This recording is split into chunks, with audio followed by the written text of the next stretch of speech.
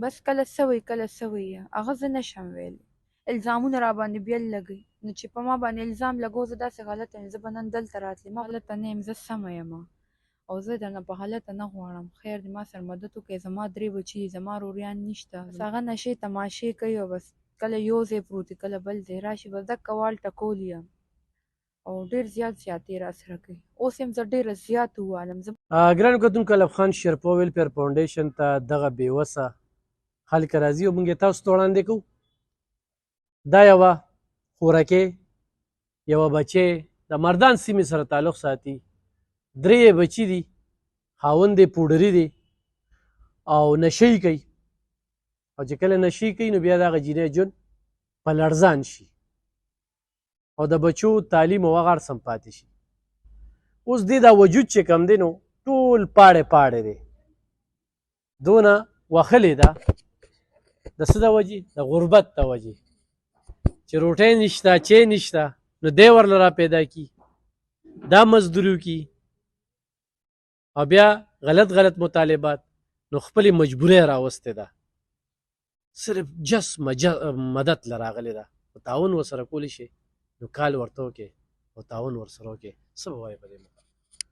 بس زه خو خپلو وروریانو ته دا ویل غواړم چې ما سره مدد وکړي او په غلطه باندې نه په سمه باندې، ځکه چې زه غلطه نه یم، زه سمه یم او زه درنه په غلطه نه غواړم. خیر دی ما سره مدد وکړئ، زما 3 بچي دي، زما وروریان نشته، زما پلار مړ دی، زما د ګټې وټې څوک هم نشته، هېڅ څوک مې هم نشته بغیر د الله نه او ستاسو نه، او په ما ډېر ظلم زیاتې کېږي. ما سره مدد وکړئ د الله د رضا.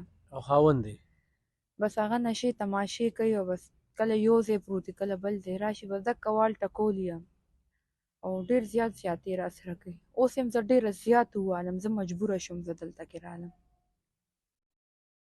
ما سره خیر دی مدد وکړئ، خاص د الله د رضا ما سره مدد وکړئ. ستا خوراک څښاک لکه دې وخت کې څه بندوبست کور خپل دی؟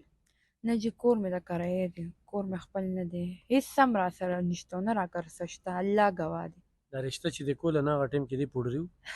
نه جي هغه ټایم نه و، بس اوس دې داسې شوی دی،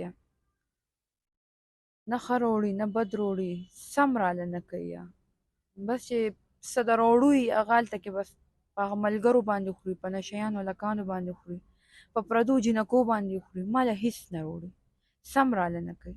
په ټوله ورځ کې زما یو ټایم خوراک هم د شپې چېرته په 1 بجه باندې هم یا روړل یا نه روړل، نه د سهار چای نه د غرمې روټۍ، نه ښه نه بدې، او په دې زما الله ګواه دی، په دې زه دروغ نه وایم او نه دروغ رانه ویلې کېږي.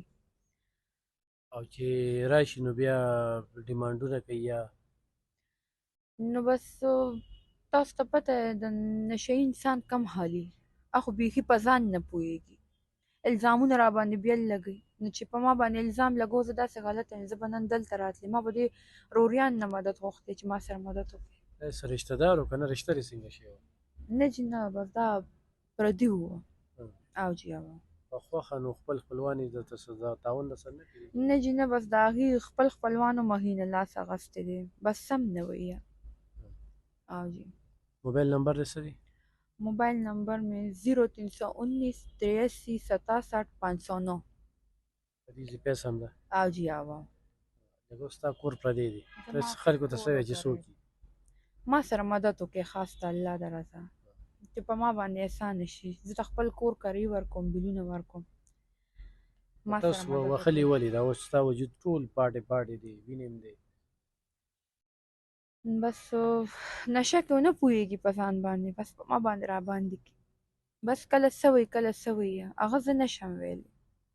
هغه زه نشم ویلی. ګرانو کتونکو ایخ په نیغه مدد ورسره کوي. الف خان شیرپا ویلفیر فاونډیشن ته دغه بېوسه خلک راځي او دغه د هغوی خبرې موږ یې تاسو ته وړاندې کوو، نو بې ځایه کال ورته مه کوئ. بیا نمبر بند کړي نو بیا تاسو موږ ته وایئ یاره نمبر او نمبر، نو نمبر بس بند کړي که نه، نو ضرور ورسره تعاون وکړئ، مننه، خوشحاله اوسئ. په دې باندې زموږ اکاونټ نمبر وي، خو زموږ په ذریعه هم ورسره کوئ، نو دا زنانه به بیا راځي او ورته به یې شمېرو، لاس په لاس پې ورکوو، خو دوی سره نیغ په نیغه کوئ.